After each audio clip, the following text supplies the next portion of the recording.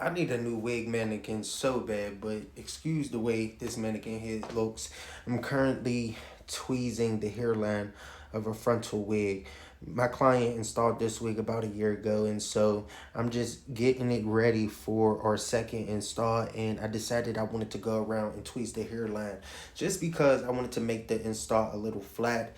Now, seeing the wig, I realize it's not as flat as it could be, and the reason why tweezing the hairline is so important is because it removes the density and it allows for a more flat, seamless, and natural looking install. So I'm going around, I'm gonna tweeze this hairline, just kind of show y'all what it looks from the side. You can already see how in the front where I'm starting to tweeze, it's just gonna give that nice snatched flat look that we want. But right here you can see that the hairline is a little bit more thicker.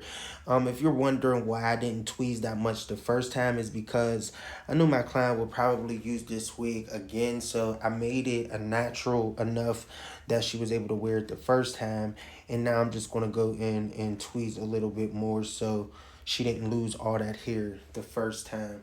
Just because also with tweezing the hairline, it can kind of stress the lace out, and so the lace or the wig won't last as long as it could had you not did so much customization or plucking of the frontal. So because this is our next install, I figure we can go in and tweeze the hairline. So I want you guys to get a good look at this. This is the before, and then in the next clip I'm gonna show you the after using my tweezing technique. This is how it's looking. Stay tuned for the final result.